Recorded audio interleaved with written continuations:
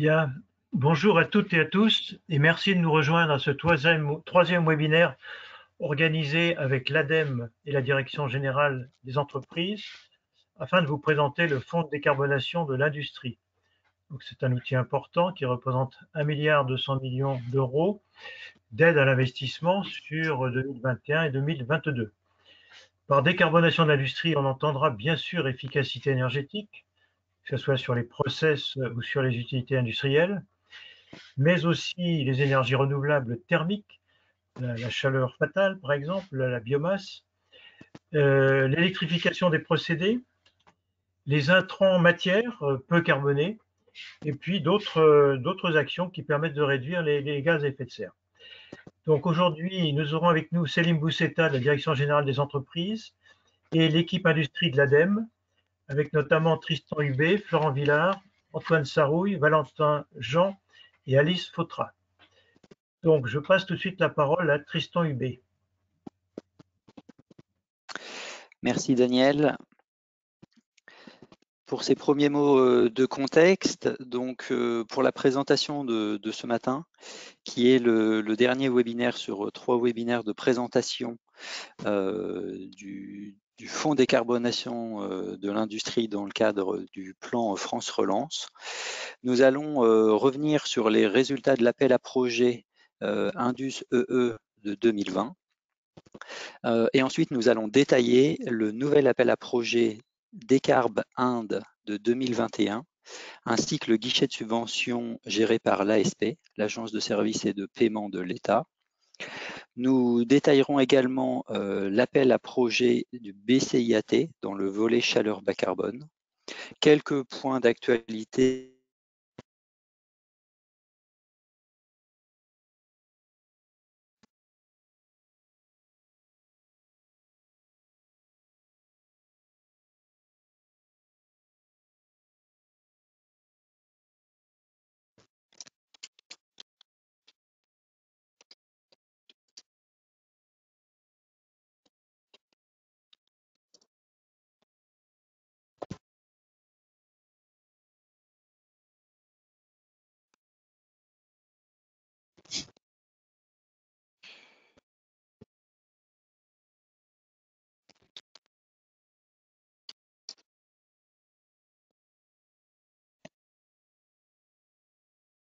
Apparemment, nous avons un petit problème avec le passage des slides de Tristan qui semble revenir, peut-être un problème de bande passante. Il faudrait peut-être couper dans ce cas la webcam, si c'est le cas.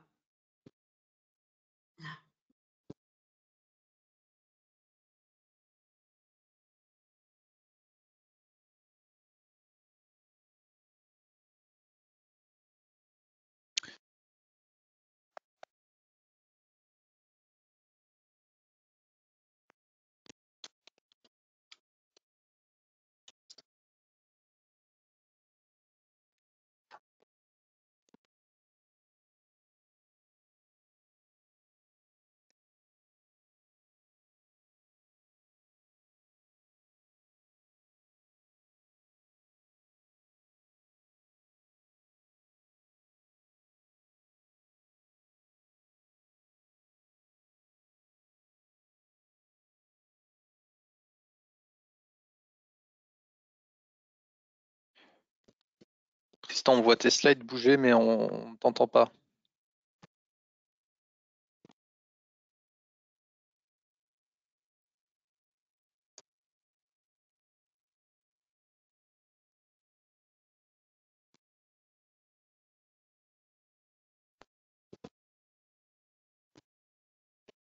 Allô, allô? Oui. Ouais, c'est bon, on t'entend. Bon, désolé, excusez-moi pour ce léger contretemps. Donc j'étais sur l'ordre du jour et une partie, on se laisse 20 minutes de questions-réponses à la fin de cette présentation, donc de 10h40 à 11h. Donc le fonds décarbonation de l'industrie, dans le cadre du plan France Relance, c'est des budgets très importants, 1,2 milliard d'euros sur 3 années, 2020, 2021 et 2022, répartis en 2 grands volets. Un premier volet d'aide à l'investissement, qui est la décarbonation des procédés et des utilités. Donc, dans cette aide à l'investissement, c'est-à-dire une aide au CAPEX, on a deux options, soit un dispositif d'appel à projet géré par l'ADEME pour les projets supérieurs à 3 millions d'euros. Pour les projets inférieurs à 3 millions d'euros, alors c'est un dispositif entre guillemets simplifié sous forme de guichet qui est géré par l'ASP, l'Agence de services et de paiement de l'État, qui est établi, le pourcentage d'aide est établi en fonction d'une liste prédéfinie de technologies éligibles. Le second grand volet, c'est et ce qui est nouveau, c'est une aide au fonctionnement dans le cadre de la chaleur bas carbone. Donc en complément du fonds chaleur et du fonds économie circulaire de l'ADEME, qui était déjà présent pour une aide à l'investissement, la nouveauté du plan France Relance, c'est une aide au fonctionnement, donc une aide à l'OPEX. Qui est nouveau, donc en cours de notification à la Commission européenne pour la partie biomasse et toujours en discussion pour la partie CSR. Donc, pour simplifier, on vous présente ce graphique pour voir l'évolution des dispositifs entre 2020 et 2021. En 2020, on a lancé un premier appel à projet qui s'intitulait Indus EE pour efficacité énergétique. Donc, toujours pour ces projets dont le CAPEX est supérieur à 3 millions d'euros. On a reçu 73 dossiers, ce qui est très bien au regard du temps entre le lancement et la date de clôture de l'appel à projet. Et les dossiers étaient majoritairement de très bonne qualité. En parallèle du sujet efficacité énergétique, on a lancé un AMI, appel à manifestation d'intérêt, qui s'intitulait Indus d'écart, pour avoir connaissance des projets que les porteurs de projets avaient en tête de réaliser prochainement, et qui là le périmètre était élargi à la décarbonation dans son ensemble, dont les projets d'électrification ou d'intrants matières alternatives ou autres. On a reçu 125 dossiers. Et nous avons analysé un petit peu les résultats de l'appel à projet Indus EE et de l'AMI Indus d'écart pour définir et écrire un nouveau cahier des charges qui s'intitule Décarb Inde en 2021 et qui est un appel à projet toujours sur des projets supérieurs à 3 millions d'euros, sur des projets d'envergure, toujours dédiés à l'industrie, aux procédés et aux utilités, mais du coup qui est élargi, qui n'est plus uniquement dédié à l'efficacité énergétique, mais bien dédié à l'efficacité énergétique, aux projets d'électrification, aux projets d'intrants de matières alternatives et autres projets qui permettent de décarboner. En parallèle, sur le volet chaleur bas carbone, on retrouve toujours l'appel à projet BCIAT avec une aide au CAPEX et une aide à l'OPEX, et le cahier des charges ne change pas entre 2020 et 2021. Idem pour l'appel à projet CSR, il n'y a pas d'évolution entre le cahier des charges de 2020 et celui de 2021. Donc les dates de clôture ont été harmonisées entre ces trois dispositifs. Donc la première date de clôture pour la partie AAP Décarb 1 des AAP BCIAT, c'est le 17 mai prochain. En 2020, 49 projets ont été sélectionnés au total à date. Sur les 73 projets déposés à l'appel à projet Indus EE, 32 projets sont lauréats. Comme je vous le disais, les dossiers étaient vraiment de qualité. La différence s'explique principalement par le fait que le délai était très tendu entre l'ouverture de cet appel à projet et la date de clôture, ce qui a fait que certains projets n'étaient pas matures. Or, il est attendu des projets matures et consolidés dans cet appel à projet. Et par ailleurs, un autre point a été, on y reviendra, la notion du coût et de l'efficacité de l'aide publique, le ratio euro d'aide publique par tonne de CO2 évité, qui était trop important pour certains projets. Donc, pour ces deux cas de figure, on propose un redépôt au nouvel appel à projet de 2021. Donc, ces 32 projets lauréats représentent une aide de 97 millions d'euros et un investissement global de 466 millions d'euros. Ce qui représente en moyenne, chacun des projets représente en moyenne une réduction des émissions gaz à effet de serre de plus de 12% au niveau du site industriel. Et concernant l'appel à projet BCIAT, une soixantaine de dossiers a été reçu. À date, 17 lauréats ont été communiqués et une seconde vague de communication sera effective à la fin de la semaine, identifiant de nouveaux lauréats. Ces 17 premiers lauréats correspondent à 44 millions d'aides sur le CAPEX, d'aide à l'investissement, associé à 83 millions d'euros d'aide au fonctionnement, d'aide à l'OPEX, ce qui représente un investissement global de 130 millions d'euros. On retrouve sur la carte également des projets relativement bien répartis dans quasiment toutes les régions et le top 3 des régions en termes de nombre de dossiers lauréats sont Hauts-de-France, Grand Est et la région Auvergne-Rhône-Alpes. Je laisse Valentin vous présenter très rapidement une analyse sur les 32 projets retenus dans le cadre de l'appel à projet Indus EE. Merci Tristan. Donc effectivement, lorsque l'on zoome sur cet appel à projet, on peut voir au niveau de la répartition des projets à travers les différents secteurs industriels que cette répartition est plutôt homogène. On n'a pas eu un secteur qui a totalement qui a été prépondérant par rapport aux autres. Donc sur le graphique de gauche, vous pouvez voir que parmi les secteurs, on a notamment donc les matériaux métalliques, le secteur de la chimie, des matériaux de construction. On a aussi l'agroalimentaire qui regroupe 6 projets si on compte en plus le sucre, le verre notamment. Donc voilà, une répartition assez homogène. En revanche, sur le graphique de droite, vous pouvez voir du coup les tonnes de CO2 évitées par an et par secteur. Et donc là, on peut voir qu'il y a quand même une certaine prépondérance, notamment vis-à-vis des matériaux métalliques, qui représentent un tiers des tonnes de CO2 évitées par an sur les projets lauréats. Donc un tiers de ces tonnes de CO2, et c'était seulement 4 projets qui avaient été lauréats dans ce secteur. En plus de cela, on peut également voir que la chimie, les matériaux de construction et le sucre regroupent également une grosse partie de ces réductions de tonnes de CO2. Donc Tristan, je veux bien que tu passes à la slide suivante. Ici, on a donc fait une petite présentation pour vous montrer un petit peu les différents types de transformations qui ont eu lieu sur les différents projets lauréats. Donc, un projet peut être concerné par plusieurs types de transformations. Donc, cet AAP Indus EE, il se concentrait sur l'efficacité énergétique, pardon.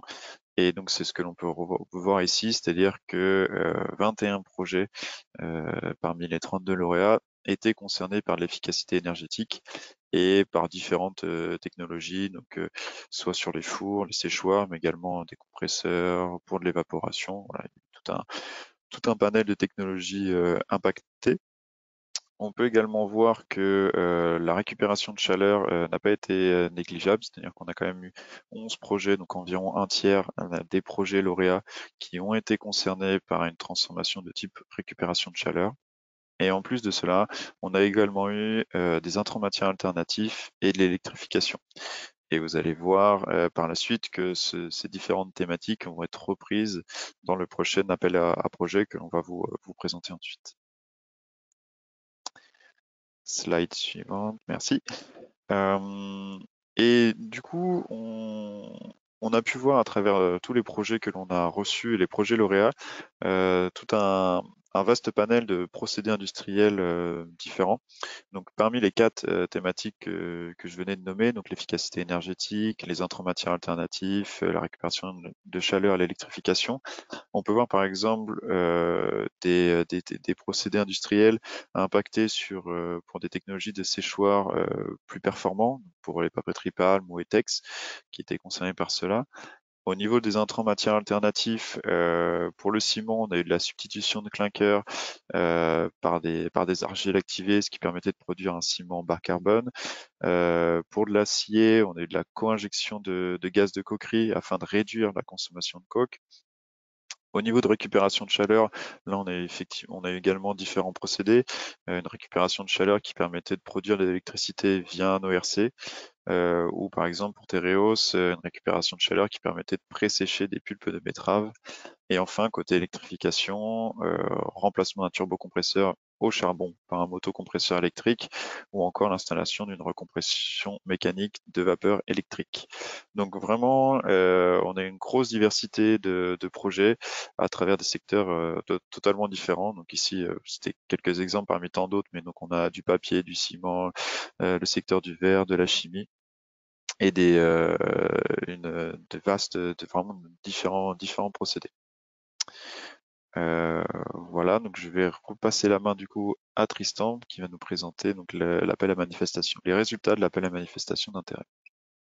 Merci Valentin. Donc comme je le disais, l'AMI, l'appel à manifestation d'intérêt, ce n'est pas un guichet de subvention, mais c'est bien un outil de détection des projets envisagés.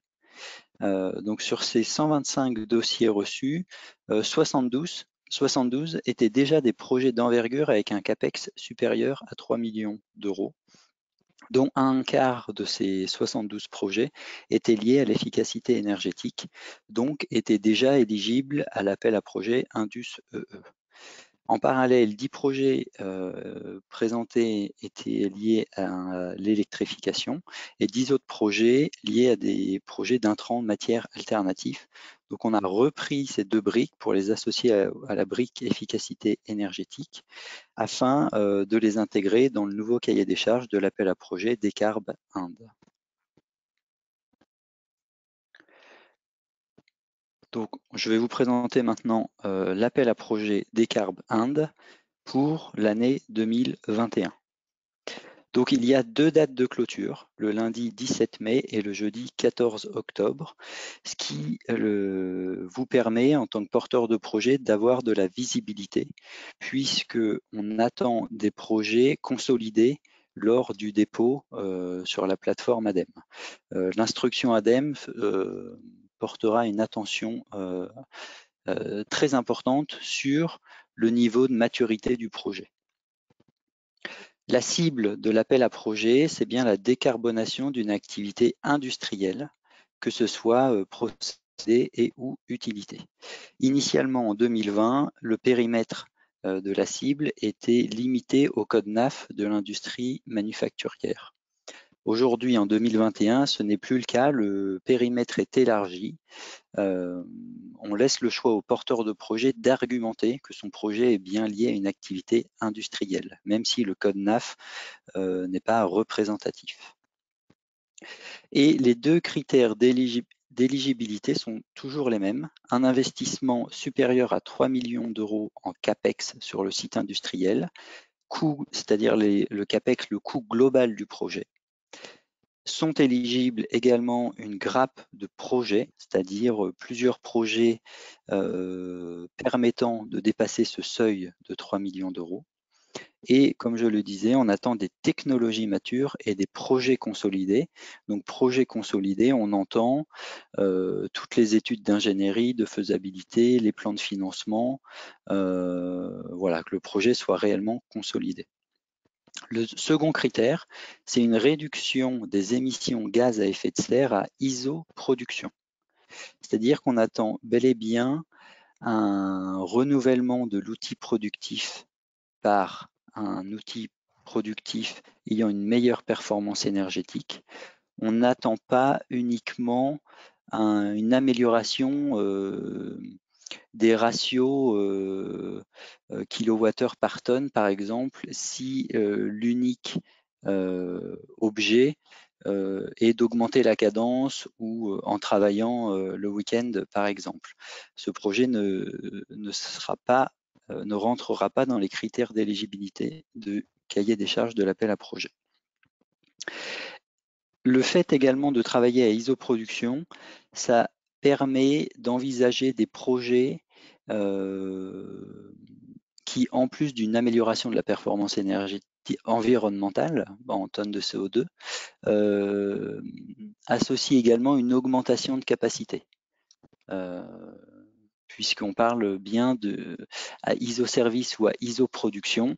Si demain, votre projet, c'est de produire plus qu'aujourd'hui, alors il faudra argumenter que votre investissement permet d'envisager une technologie plus performante à production équivalente. C'est tout à fait possible.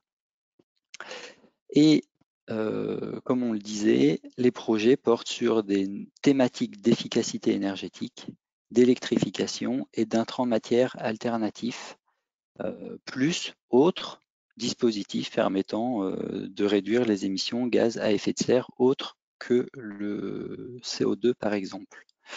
On va les détailler ici.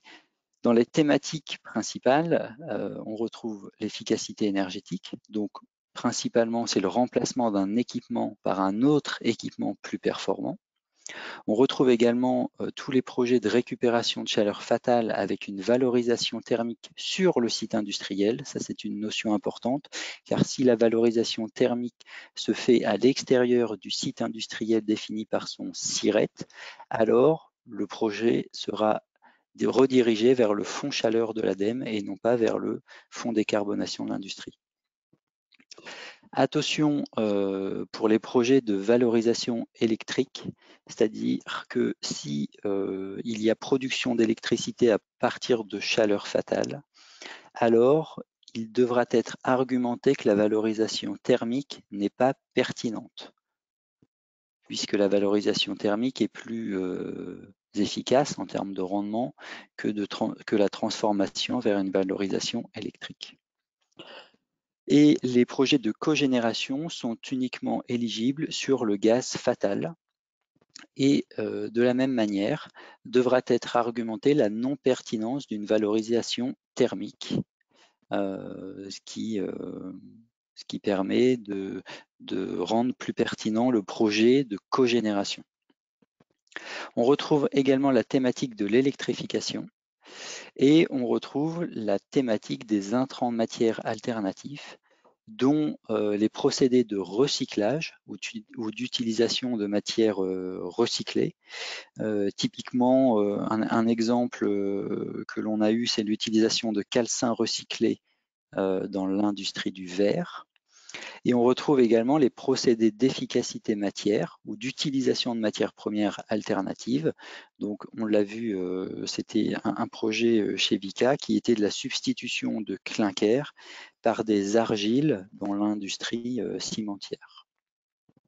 Et une nouveauté également pour 2020, c'est une ouverture pour tous les projets menant à une réduction des émissions gaz à effet de serre autres que le CO2. Donc ces projets sont éligibles et seront à justifier et à argumenter. Dans l'analyse des projets, on a défini 4 critères d'évaluation principaux. Premièrement, la performance de décarbonation, dans lequel on retrouve le volume des émissions GES en tonnes par an. On retrouve également le pourcentage de gain au niveau du process et le pourcentage de gain au niveau du site industriel. Et c'est dans ce critère que l'on retrouve le ratio d'efficacité de l'aide publique, qui est un ratio d'optimisation de l'argent public qui se calcule en euros d'aide publique par tonne de CO2 évité. Donc ça, c'est un ratio important dans le classement des projets, bien que l'on entend tout à fait que certains projets puissent avoir des ratios élevés. et ça sera tout à fait justifiable et argumentable. Mais pour vous donner un ordre de grandeur, la moyenne des 32 projets lauréats à l'appel à projet Indus EE, on était à 10 € d'aide publique par tonne de CO2 évité, et la médiane était de 24 € par tonne de CO2 évité. Le second critère, c'est un critère de cohérence et d'ambition environnementale, dans lequel on retrouve la cohérence du projet avec la stratégie de décarbonation du site ou du groupe industriel. On retrouve le potentiel de réplicabilité au sein du groupe. Et on retrouve également la cohérence avec d'autres impacts environnementaux. Le troisième critère, c'est un critère de cohérence et d'ambition industrielle. Donc là, on en a parlé, on retrouve la garantie sur la bonne faisabilité du projet, études d'ingénierie, plan de financement, etc. On retrouve les notions d'enjeu sur la production du site, que ce soit les impacts du projet, la qualité du produit, est-ce qu'il y a de nouveaux marchés? Et un point très important, c'est la pérennisation de l'activité et des emplois associés. Le quatrième critère, c'est la structuration de la filière, dans lequel on demande des éléments de détail sur les sous-traitants et les fournisseurs envisagés, sur la capacité de production sur le territoire, ainsi que le potentiel de réplicabilité du projet au niveau du territoire.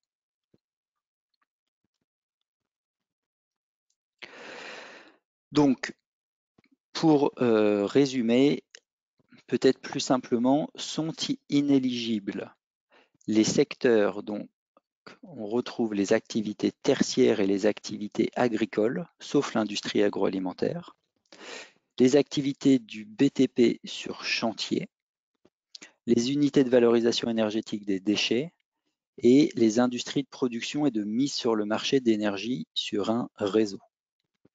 Les thématiques inéligibles sont la décarbonation des bâtiments, que ce soit chauffage, climatisation, isolation, relamping. A contrario, si le projet nécessite une nouvelle ligne plus longue ou une augmentation de capacité, alors la structure du bâtiment, elle, est bel et bien éligible à l'appel à projet, puisque ce bâtiment sera nécessaire au projet. Dans les thématiques inéligibles, on retrouve le captage, utilisation, stockage de carbone, dans le sens où on attend uniquement des technologies matures. On retrouve les engins mobiles, les cogénérations hors gaz fatal et le solaire PV. Les opérations inéligibles sont toute opération menant à une mise en conformité réglementaire ou une opération déjà commencée, car l'aide ADEME doit être incitative. On retrouve les opérations déjà éligibles à d'autres dispositifs de soutien ADEME, tels que le fonds chaleur, le fonds économie circulaire ou le plan hydrogène. Et on retrouve toute opération éligible à des soutiens à la RDI, puisque, comme je le disais, on attend uniquement des technologies matures. Donc, par rapport aux deux critères d'éligibilité que l'on a vu tout à l'heure et ce seuil des 3 millions d'euros, les 3 millions d'euros sont bien sur un périmètre SIRET. À côté de ça, la réduction des gaz à effet de serre, elle, se fait au niveau SIRET, mais peut se faire également au niveau SIREN. Un exemple lauréat qui est paru dans le dossier de presse du 11 mars dernier, c'est le projet Tereos Sucre à Connantre, qui est un projet de valorisation thermique de la chaleur fatale de la sucrerie pour pressécher les pulpes de betterave. Or, les sécheurs des pulpes se retrouvent disséminés en campagne et ont leur propre numéro SIRET. Donc les économies directes de CO2 se feront au niveau des 3-4 séchoirs disséminés en campagne. Et donc là, il y a bien une cohérence du projet et la réduction des gaz à effet de serre se fait bien au niveau du SIREN, au niveau de l'entreprise. Donc, concernant le calcul de l'aide, on retrouve le CAPEX du projet qui doit être supérieur à 3 millions d'euros, auquel on soustrait des dépenses non concernées par l'appel à projet. On arrive sur un total de dépenses éligibles. Et la différence entre les dépenses éligibles et l'assiette éligible, sur lequel le pourcentage d'aide de l'ADEME sera calculé, la différence, c'est la soustraction du scénario, du coût de l'investissement du scénario contrefactuel. Donc ça, c'est vraiment une étape clé dans l'élaboration de votre projet, c'est la définition de votre scénario contrefactuel. Par scénario contrefactuel, on entend en fait, l'objectif de cet appel à projet, c'est bien d'avoir une subvention pour investir sur un équipement plus performant qu'un équipement standard. Donc le scénario contrefactuel, c'est l'identification de cet équipement standard. Donc pour définir cet équipement standard, on peut se baser sur des documents normatifs ou réglementaires tels que les BREF. Et l'on peut, et souvent c'est plus simple, se baser sur l'état du parc ou une étude de marché. Par exemple, au niveau national, dans l'industrie du verre, le four commun de telle activité, c'est tel type de four, et ce four a tel niveau de performance. Donc ça, c'est l'identification, on va dire, de l'équipement standard. Et nous, on vous demande d'investir, et en tout cas, la subvention, elle est là pour investir dans un équipement qui va au-delà, en termes de performance environnementale, que cet équipement standard. Ici, sur cette slide, on retrouve les niveaux d'aide. Donc, c'est des intensités maximum qui seront à mettre en place sur l'assiette éligible. Donc, c'est 30%, 40%, 50%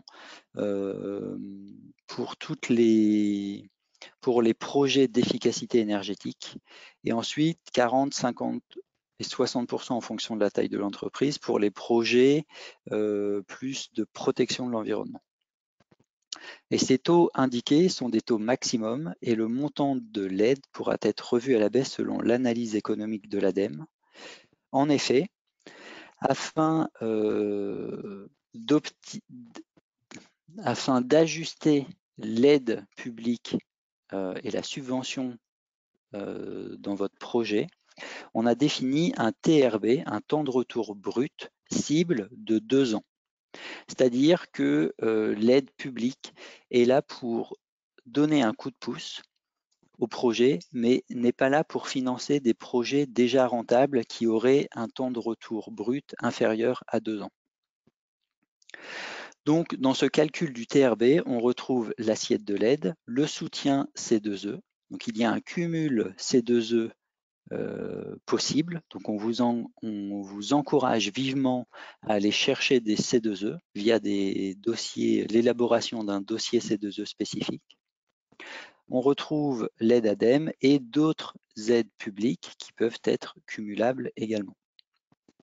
Le soutien C2E, de base, on vous demande une promesse d'engagement entre le porteur de projet et son délégataire ou son obligé. Soit vous nous indiquez un montant C2E en kWh Qmac. Dans ce cas-là, on prendra un prix fixe de valorisation des C2E de 7 € par mégawattheure Qmac. Si vous estimez, si la valorisation économique du C2E est moindre, vous pouvez tout à fait nous indiquer le montant en euros du soutien C2E. Auquel, au dénominateur, on retrouve le gain annuel généré par l'investissement. Donc, c'est ce qui correspond au gain financier induit par les économies d'énergie ou les économies de matière, plus le gain financier. Alors, ça peut également être dans le cadre d'une SPV, ça peut également être une valorisation de prix, de vente d'énergie, tout est possible. Et pour les sites soumis à EU-ETS, seront pris en compte le gain financier induit par les émissions, par les quotas gratuits. Et là, idem, le prix est fixé à 25 € par tonne de CO2 évité.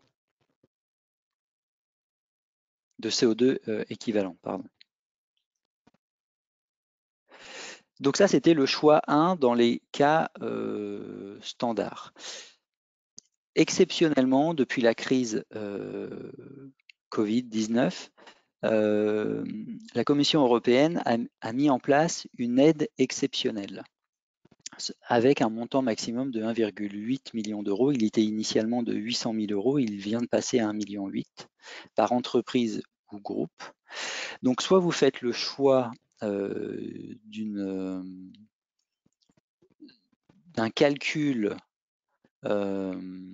détaillé du scénario contrefactuel, de l'assiette éligible, du taux ADEME, soit il y a une procédure simplifiée qui est de passer par l'aide exceptionnelle Covid-19, mais qui est unique pour une entreprise ou pour un groupe. Donc il faut vraiment vérifier de ne pas en avoir déjà bénéficié, ou si vous en avez déjà bénéficié, d'indiquer les montants déjà perçus, et cette aide n'est mobilisable que d'ici la fin de l'année.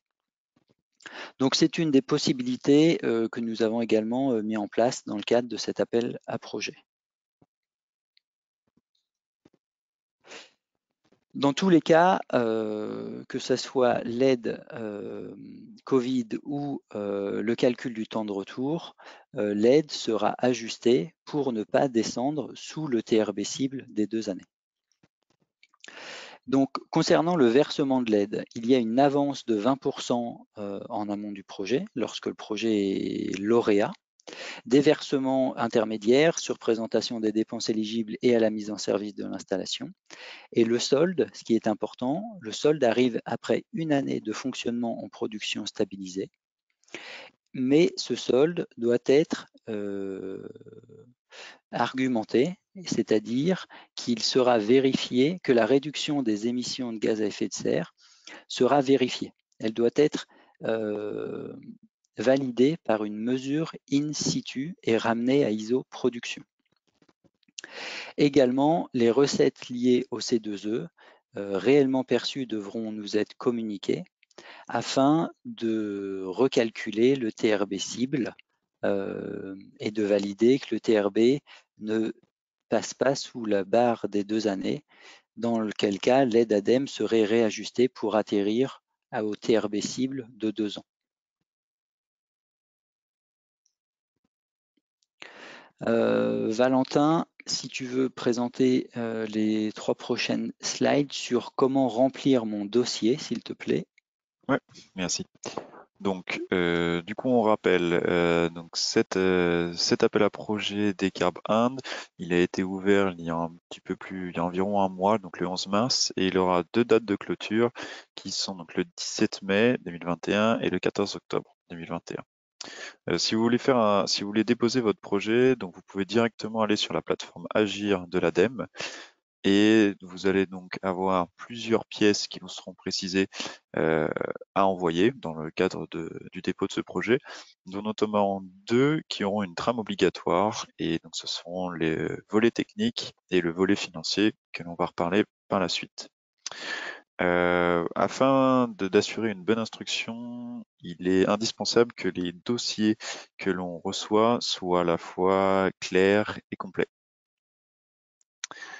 Slide suivante, s'il te plaît, Tristan. Merci.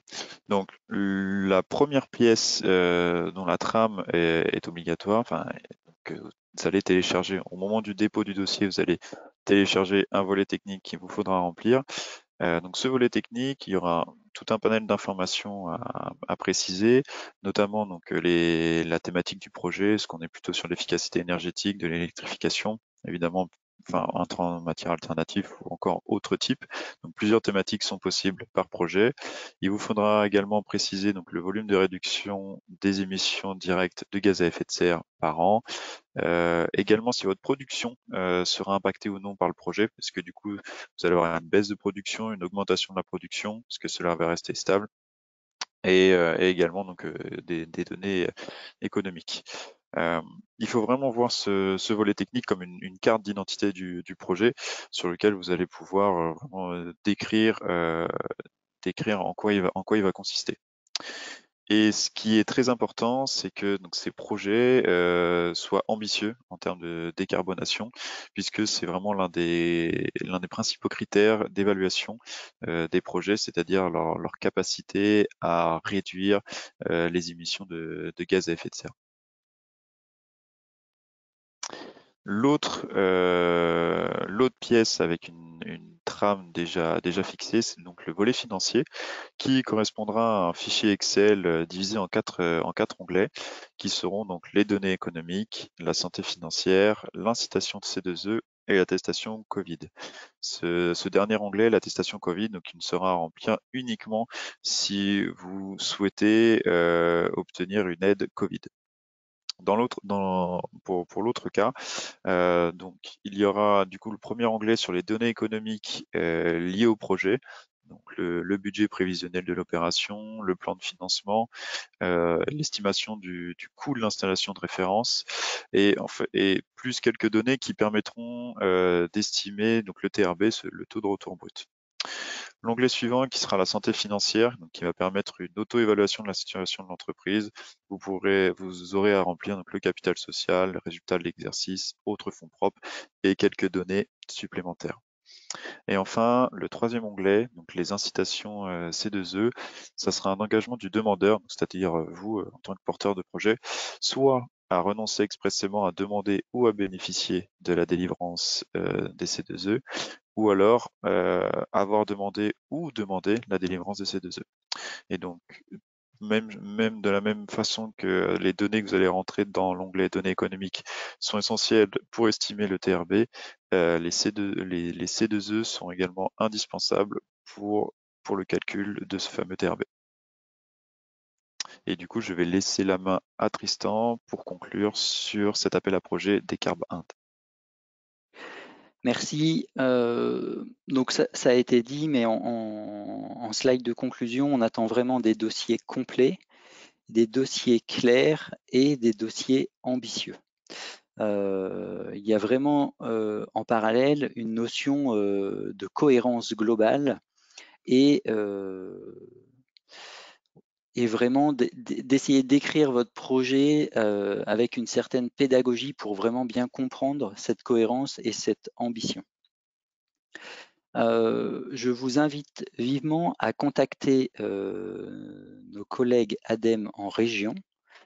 Sur ce lien, vous retrouverez toutes les coordonnées avant tout dépôt de votre projet sur la plateforme ADEME. C'est-à-dire qu'ils sont là pour vous aiguiller au début de votre projet et ils sont là également pour valider l'étape clé qui est la définition du scénario contrefactuel. Donc n'hésitez pas à leur soumettre votre projet avant de le déposer d'ici le 17 mai ou le 14 octobre. Et pour toute autre question, vous pouvez la poser sur l'adresse générique décarbonation.industrie@adem.fr. Merci. On va continuer maintenant avec Selim Bousseta de la Direction générale des entreprises qui va nous présenter le guichet de subvention ASP. Bonjour Selim. Bonjour Tristan. Est-ce que vous m'entendez bien? Très bien. Parfait. Bonjour à tous. Donc effectivement, Selim Bousseta, chef de projet à la direction générale des entreprises au sein du service de l'industrie et plus précisément dans le pôle énergie et décarbonation. Donc je suis ici aujourd'hui pour vous présenter rapidement le dispositif en guichet qui est un des 3 dispositifs du volet décarbonation de l'industrie et qui, contrairement au précédent, est lui géré par l'ASP, par l'Agence de services et de paiement. Donc pour commencer, quelques mots. C'est un guichet, c'est un dispositif qui est assez complémentaire de celui qui vient de vous être présenté. Si on peut passer, merci. En premier lieu, il est complémentaire dans le sens où il en partage les objectifs. Les objectifs de ce dispositif, c'est également de baisser les émissions de gaz à effet de serre de l'industrie, c'est de lui permettre d'être plus efficiente en termes de performance énergétique, en termes de consommation énergétique, et c'est également de lui permettre d'atteindre ses objectifs de décarbonation fixés notamment par la SNBC, de moderniser et de la rendre plus compétitive sur le moyen et le long terme. Ça, c'est le premier aspect qui en fait un dispositif qui somme toute, s'inscrit dans la continuité du précédent. Le second aspect qui fait de ce guichet un dispositif complémentaire de celui qui vous a été présenté précédemment, c'est le public, en premier lieu, le public qu'il cherche à viser. On a sur le dispositif qui vient de vous être présenté, il y a un seuil minimal de participation qui a été fixé à 3 millions d'euros. Et on est parti du constat que ce seuil minimal pourrait ne pas concerner la totalité du public des entreprises industrielles, et on a souhaité imaginer un dispositif qui permette de toucher un public de plus petites entreprises qui auraient des projets de plus petite envergure. Et donc, c'est en premier lieu ce qui a justifié de mettre en place ce guichet. Donc, celui-ci n'a pas de minimum d'investissement requis pour pouvoir bénéficier de subventions. Il a un maximum qui est fixé à 3 millions d'euros pour éviter des recoupements possibles entre le dispositif géré par l'ADEME et celui-ci, mais pas de minimum. Vous pouvez vous présenter avec des investissements somme toute assez limités. Le second aspect, c'est que c'est un dispositif qui est facilement mobilisable. Dans les dispositifs ADEME, alors ils sont facilement mobilisables également, mais il y a des dossiers assez importants qui doivent être constitués, soumis à l'ADEME et qui font l'objet d'une instruction détaillée. Sur le guichet, il y a une présélection quelque part qui se fait par le décret et l'arrêté qui définissent les grandes lignes de ce dispositif et qui du coup fixe un certain nombre de critères d'éligibilité, mais à partir du moment où ces critères d'éligibilité sont remplis et où les dossiers qui sont adressés à l'ASP sont bien remplis, j'insiste sur le mot bien, on y reviendra plus tard, les choses sont assez simples. Il suffit en quelques mots de soumettre un formulaire avec quelques pièces justificatives et la suite, le paiement peut intervenir assez rapidement par la suite.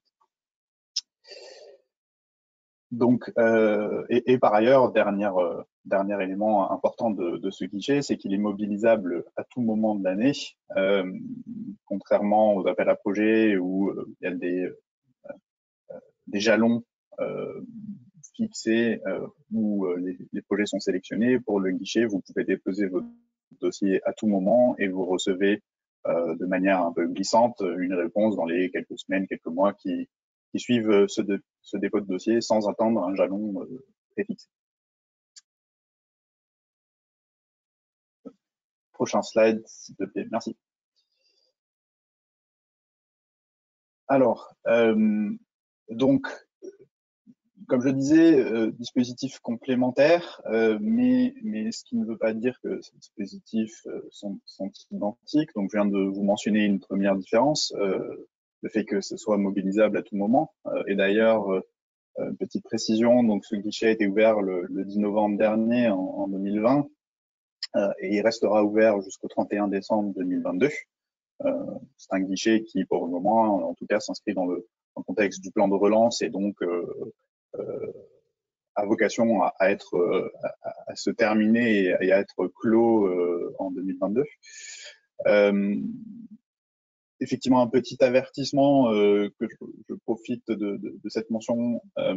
Une partie des matériels qui sont aidés via ce guichet sont aidés via le régime Covid. Fait appel à ce régime pour pouvoir subventionner une partie des matériels. Et donc, pour cette partie des matériels, une fois que le régime Covid aura pris fin, donc a priori le 31 décembre 2021, les matériels ne pourront être aidés que dans une faible mesure, donc avec des moyens plus limités. Donc un avertissement assez important sur les catégories actuelles 15 à 18. Si vous avez des projets, si vous êtes une des entreprises concernées et vous avez des projets sur ces catégories-là, il y a urgence. Alors il y a un petit peu de temps devant vous encore, mais il y a urgence à déposer votre dossier plus que pour les autres, dans la mesure où à partir du 31 décembre, ce sera trop tard.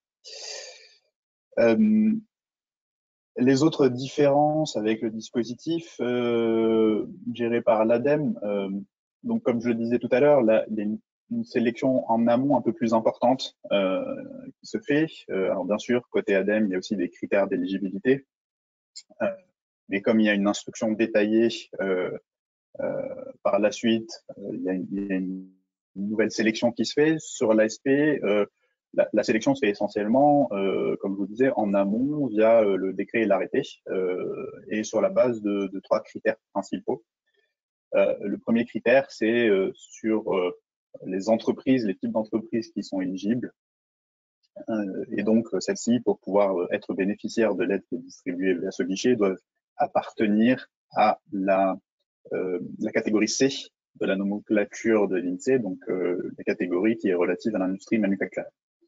Le second critère, c'est un critère qui détermine des matériels, des catégories plus exactement de matériels qui sont éligibles et qui peuvent être aidés via le guichet. Donc vous avez une liste de 18 matériels, de 18 catégories de matériels qui sont éligibles. Cette liste est définie par arrêté, publiée sur Internet. Vous pouvez aussi la consulter sur le site de l'ASP. Et le troisième et dernier critère, qui n'en est pas moins important, c'est l'affectation de l'investissement. Le projet éligible doit être un projet qui touche à l'appareil de production de l'industriel, et donc le matériel doit être affecté à cette production-là. On peut passer au slide suivant, Tristan, s'il te plaît. Merci.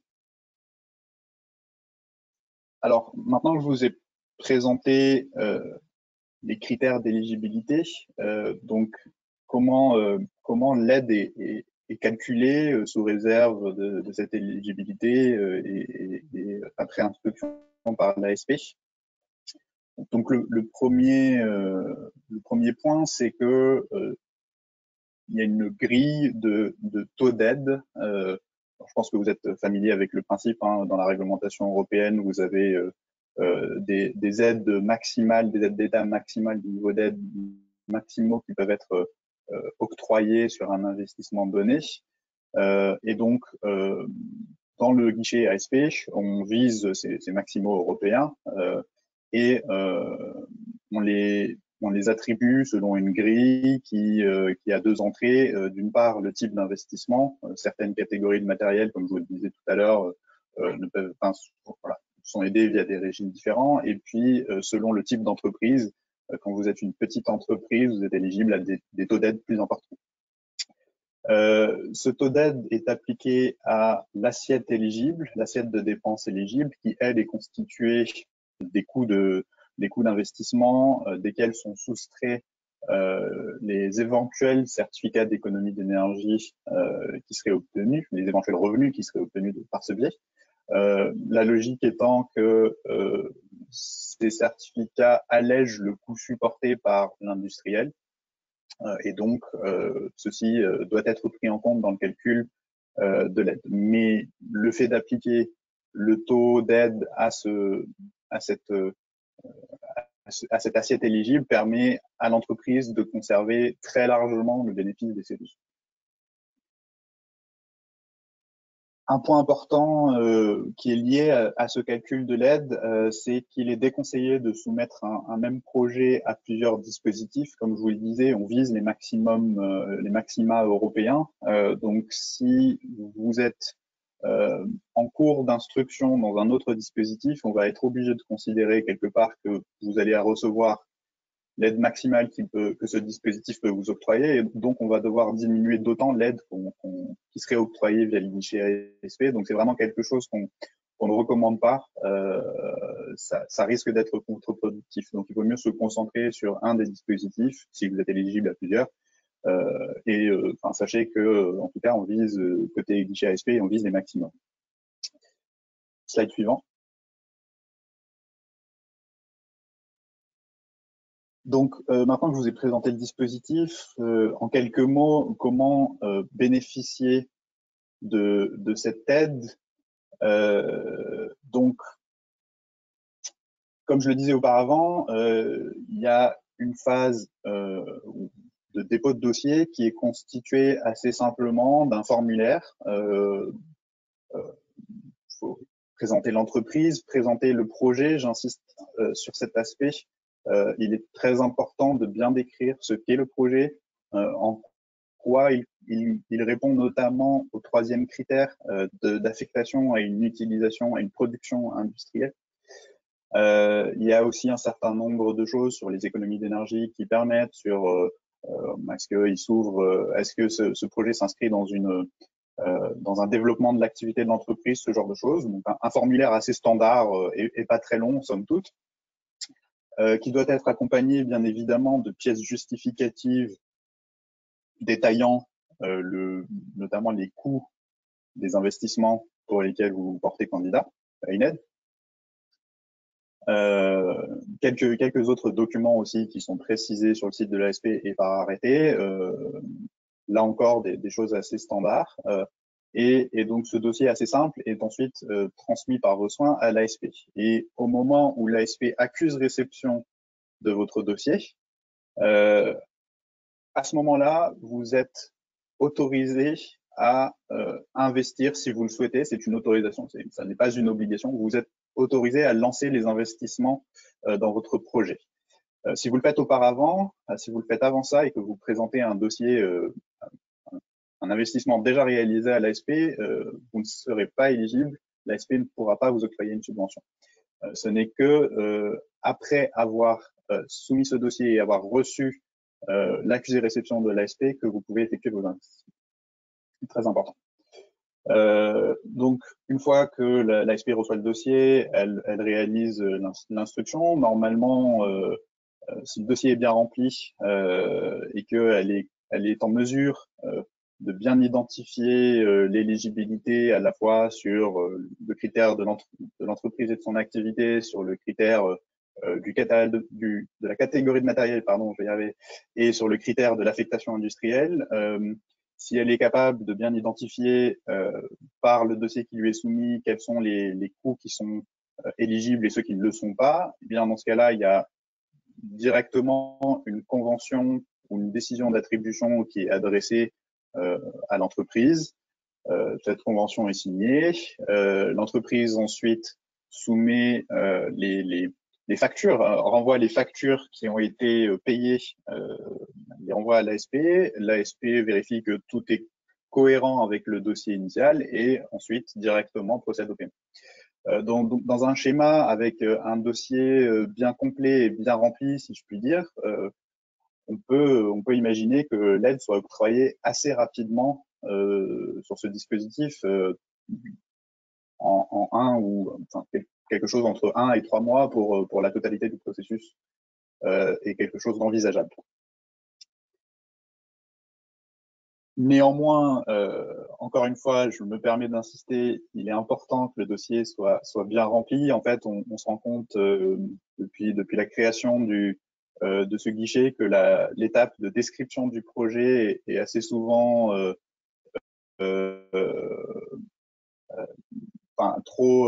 assez peu étoffée et sous-estimé par les porteurs de projets. Donc ça, c'est quelque chose qui amène à beaucoup de lenteur et qui amène l'ASP à devoir reboucler avec les industriels, leur demander de rejustifier, de renvoyer des pièces complémentaires, etc. Donc ça, c'est des choses qui prennent beaucoup de temps. Donc ça n'est pas dans l'intérêt de personne de rentrer dans ce mode de fonctionnement. Donc encore une fois, veillez à bien remplir la totalité de votre formulaire, veillez à bien présenter des devis détaillés, sinon l'ASP va être obligé de reboucler et de vous demander de compléter votre dossier. Je pense qu'on peut passer au slide suivant. Merci Selim. On va passer à oui, juste deux, un petit mot de conclusion. Oui, vas-y, pardon. C'est le mot de conclusion, c'est l'adresse mail que vous voyez affichée sur ce slide. Si vous avez des questions, donc effectivement, comme le disait Tristan à l'instant, on va en prendre 2 ou 3 là tout de suite. Mais si vous avez d'autres questions qui vous viennent par la suite, vous pouvez les adresser à cette adresse. Merci beaucoup Selim pour cette présentation. Daniel, est-ce que il y a 2-3 questions qui ressortent sur le chat? Il y a une question qui revient comme à chaque fois, Selim. En fait, c'est l'assiette éligible. Hein. Et la question qui nous est posée, c'est toujours de savoir si les coûts d'installation, de maintenance, etc., au-delà du coût de l'équipement lui-même, sont pris en compte dans l'assiette éligible, en fait.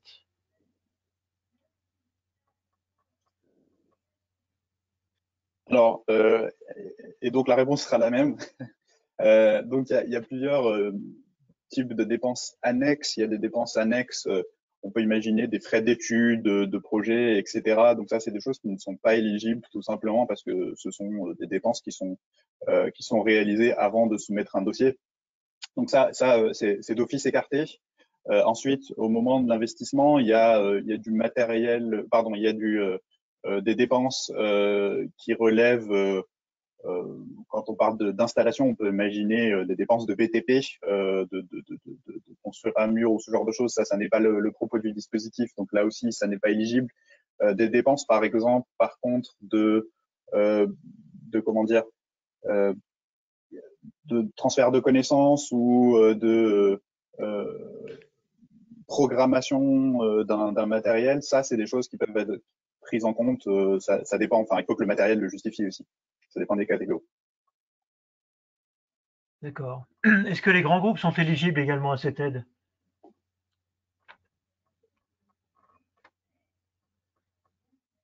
Toutes les entreprises sont éligibles à cette aide.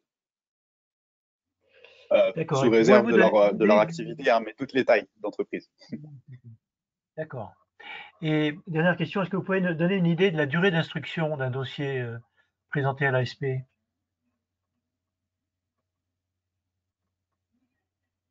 Un exemple de dossier d'instruction présenté à l'ASP? Non, le délai approximatif pour répondre, le délai est simplement approximatif lorsqu'on présente un dossier pour avoir une réponse, si vous voulez. Ça va être variable en fonction des dossiers, de leur complexité et de leur caractère complet au moment de la saisine. Hein.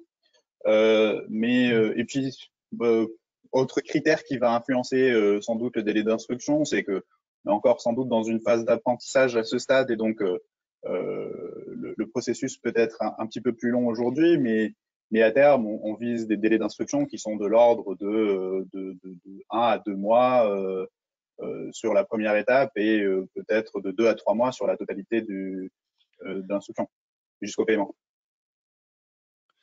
D'accord. Merci. Bon, il y a des Le questions, temps il y a avance, des pardon. questions techniques, on ne va pas les prendre aujourd'hui. Je vous invite à les poser effectivement sur le site qui est indiqué là, pour des questions un peu techniques sur le choix des matériels, etc. Merci, Monsieur Boussetta. Merci Merci à Céline vous, au pour revoir. cette présentation. On va continuer avec Alice Fautrade sur l'appel à projet BCIAT. Alice, je te laisse la Bonjour, parole.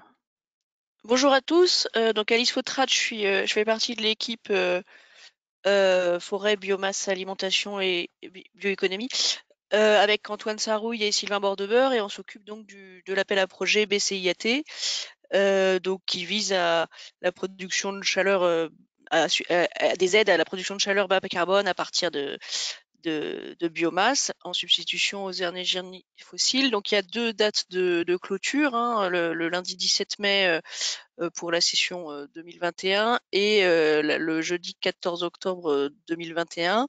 Donc sur ces projets, on attend qu'il y ait une conduite au préalable d'une démarche d'économie d'énergie, que les projets soient optimisés sur leur dimensionnement qu'on ait optimisé le dimensionnement thermique de l'installation, qu'on ait bien défini le plan d'approvisionnement, donc la nature du combustible, la provenance, et bien identifier les fournisseurs et que les lettres d'intention reprennent bien ces natures et ces provenances, un système de traitement de fumée performant et d'optimiser le montage technique et économique de l'installation, et l'engagement à la production thermique et au respect du plan d'approvisionnement sont sur 15 ans. Donc c'est un dispositif qui est déjà ancien, qui court depuis 2009. Et donc cette année, il y a quelques modifications. Donc la principale modification, c'est effectivement qu'il y a une aide au fonctionnement possible avec une annexe spécifique, enfin, donc des modalités de calcul et un versement de l'aide au fonctionnement qui font l'objet d'une annexe spécifique dans notre cahier des charges. Et la contractualisation ne se fait pas avec l'ADEME, mais par l'ASP.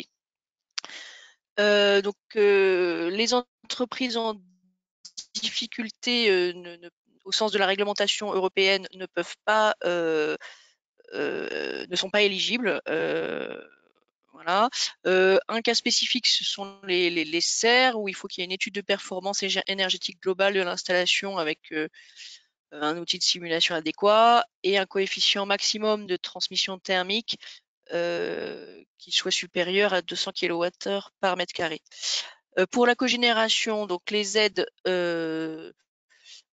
sont limitées aux installations en autoconsommation, et on exclut les équipements spécifiques de production d'électricité comme turbine ou cyclo RC, sauf pour les cogénérations existantes. Vous retrouverez tout ça dans le cahier des charges. Est-ce que tu peux passer à la slide suivante, s'il te plaît?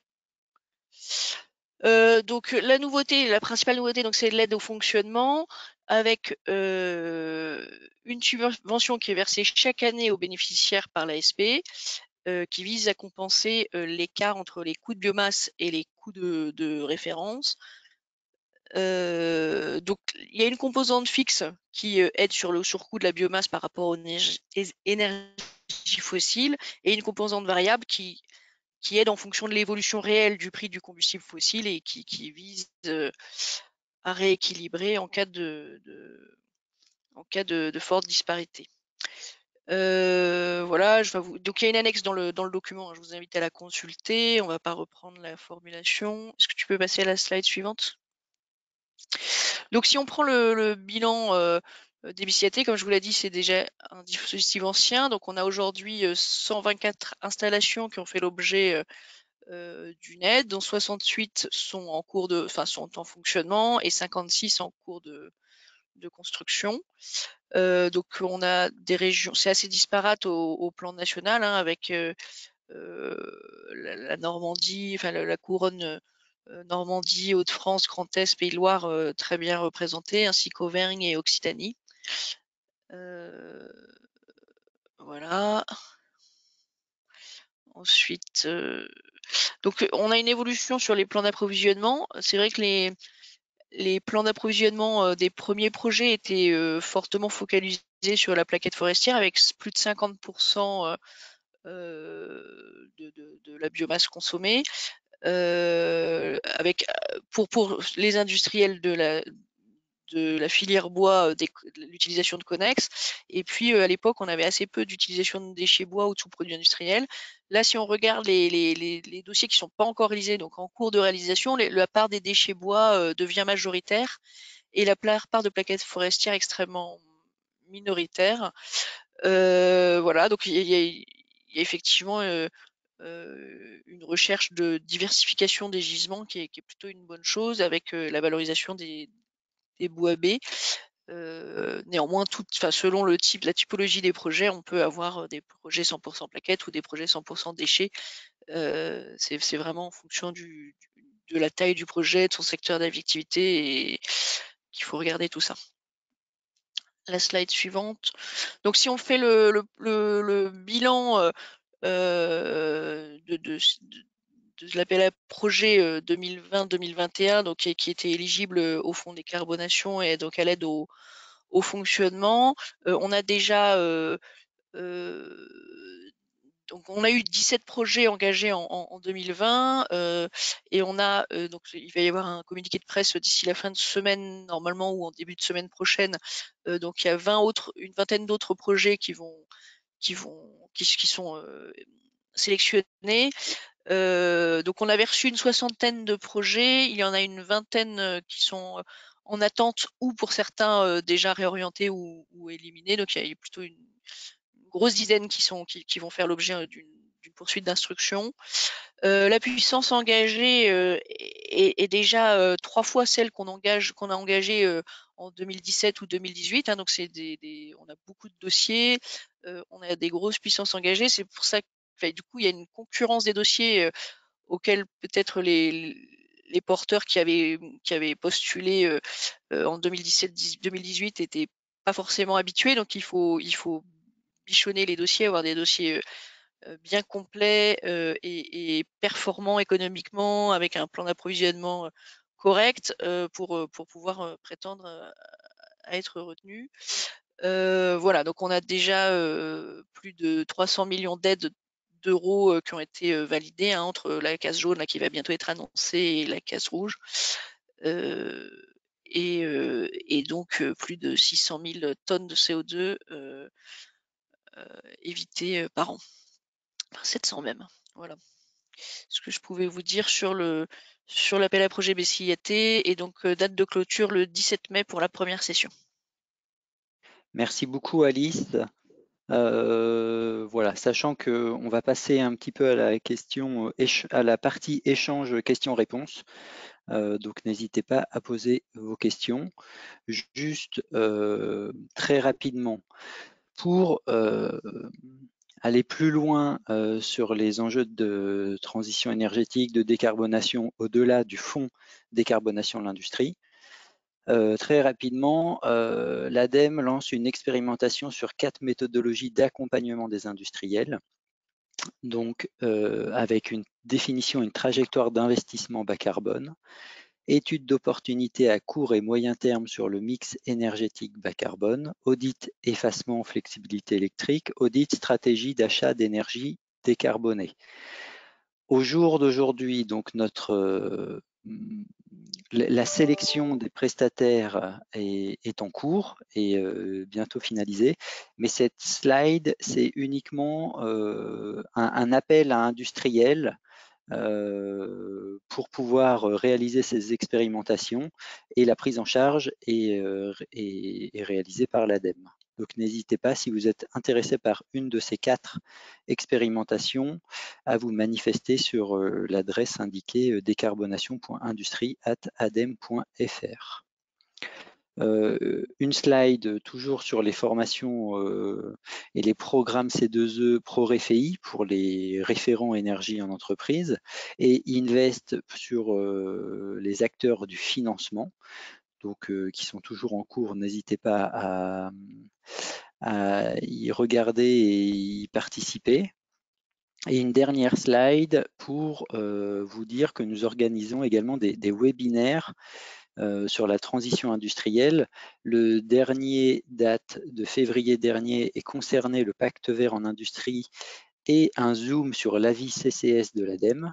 Le prochain aura lieu au mois de mai avec un focus sur le plan de transition sectorielle du ciment, ainsi qu'un point sur les usines neuves des secteurs énergo-intensifs. Donc pour vous inscrire, vous avez le lien financeclimat.eu. Voilà, merci beaucoup pour votre attention. Il est 10h50, il nous reste 10 minutes pour répondre à vos questions. Daniel, je te laisse faire la synthèse un petit peu des questions, s'il te plaît. Alors, sur le BCAT, par exemple, j'ai deux questions simplement. Est-ce qu'on a un retour de la Commission européenne sur les aides OPEX? Est-ce qu'elles sont effectivement autorisées? Est-ce qu'il y a un problème là-dessus ou pas? Alors, la Commission européenne, on est au stade de la pré-notification. Donc c'est pas encore, on n'a pas encore le retour complet. Voilà, néanmoins, il n'y a pas eu de questions spécifiques au stade de la pré-notification et donc il n'y a pas de raison que ça soit pas accepté. D'accord. Il y avait une question technique qui a été posée un peu plus tôt. C'était un projet de méthanisation sur des boues industrielles avec autoconsommation du méthane. Est-il éligible? Alors c'est vrai que il faut faire la démonstration de l'efficacité énergétique dans le cas des. Enfin, on accepte l'autoconsommation de boue, mais il y a un bilan spécifique à faire qui est décrit dans le cahier des charges. Voilà. Après, on n'est pas complètement. Je suis pas complètement à l'aise sur cette question. Je préfère que ça soit Antoine Sarouy qui réponde. Voilà, je vais lui reposer la question en Skype. La question pourra être reposée, il n'y a pas de problème. Ouais. Alors ensuite, sur la partie décarbonation, il y avait un peu d'incompréhension sur en fait, le coût de la tonne de CO2, c'est-à-dire en fait le prix de l'aide publique ramené à la tonne de CO2 évitée. Il y a eu un peu d'incompréhension là-dessus. Peut-être vous pouvez rappeler les moyennes et les médianes en fait que vous avez constatées. Oui, c'est ça. Alors, ce ratio d'efficacité d'aide publique, c'est un critère d'évaluation des projets pour, entre guillemets, financer des projets qui auront, avec le moins d'argent public, qui auront le plus d'impact en termes de réduction des émissions GES. Pour rappel, la moyenne sur les 32 projets lauréats de l'appel à projet Indus EE en 2020, on est à 10 € d'aide publique par tonne de CO2 évité. Et la médiane est de 24. Cependant,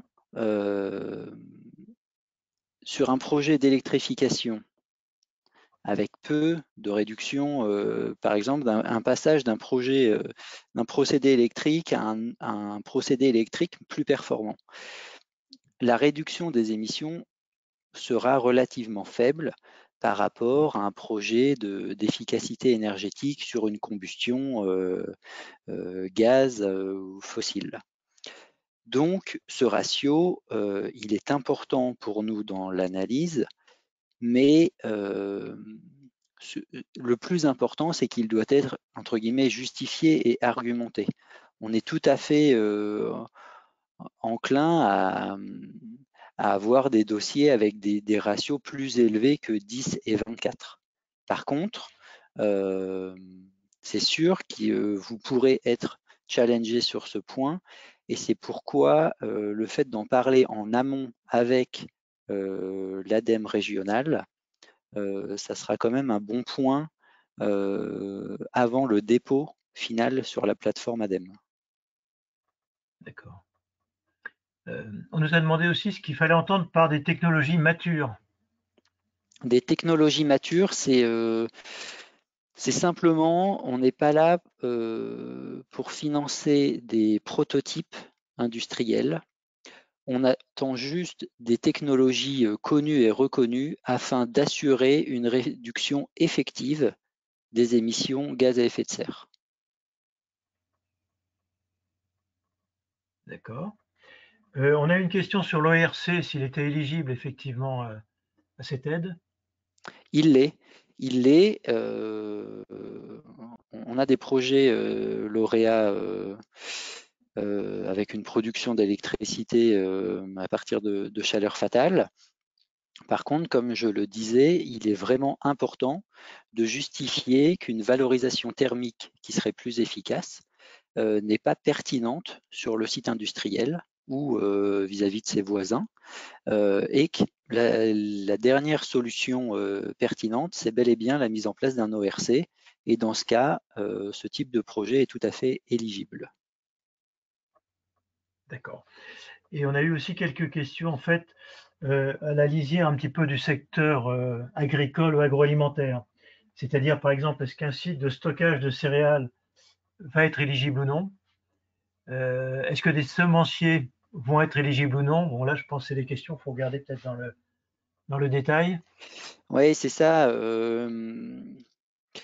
Alors c'est vrai que l'année dernière, en 2020, on était assez strict sur le code NAF de l'industrie manufacturière, et on admet tout à fait que certaines activités peuvent être considérées comme industrielles, même si le code NAF ne l'est pas. Donc, pour 2020, on a décidé d'élargir ce périmètre en fonction toujours d'une justification et d'une argumentation.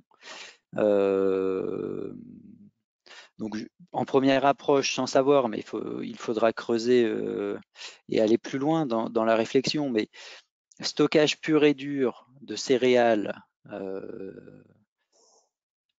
je dirais non. Des semenciers, à voir quels sont leurs procédés, mais peut-être plus. On est peut-être plus dans l'agroalimentaire à ce moment-là, oui. Mais ouais, voilà. Et c'est là où je me répète, mais n'hésitez pas vraiment à nous contacter en amont sur l'adresse générique décarbonation.industrie, et surtout à aller voir votre référent en région et à lui poser directement ce type de questions. Ils sont D'accord. vraiment là pour, alors déjà, ils sont instructeurs des dossiers in fine, mais d'ici là, ils sont vraiment là pour vous épauler dans le montage du dossier et vous aiguiller dans ce montage. Alors, il y a eu pas mal de questions sur le cumul avec les C2E, mais je pense que ça a été bien explicité et bien répondu Voilà, lors de donc la cumul possible. Je me répète, profitons de ce cumul entre le FDI, le Fonds de décarbonation de l'industrie, et les C2E. C'est vraiment une belle opportunité pour trouver des financements pour ces projets de décarbonation. Bon, voilà l'essentiel Et des alors, questions. Oui, pardon, vas-y. non, juste pour aller plus loin, c'est vrai que historiquement, le fait de monter un dossier C2E spécifique, ça faisait peur et on n'était pas sûr d'aller au bout et d'avoir les montants demandés. On travaille actuellement, enfin et depuis plusieurs années, avec le PNC2E, le pôle national C2E, sur ce dispositif et plus principalement le montage et l'instruction des dossiers C2E spécifiques. Je pense que c'est plus simple. Autant c'est possible qu'il y ait eu historiquement des dossiers complexes à mettre en place, avec des délais très longs de réponse de la part du PNC2E.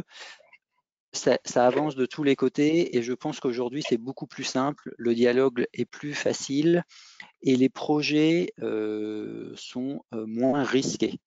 En parallèle, on est en train de réécrire le guide ADEME sur comment bien monter un dossier C2E spécifique. Donc il y en a un aujourd'hui qui est en ligne.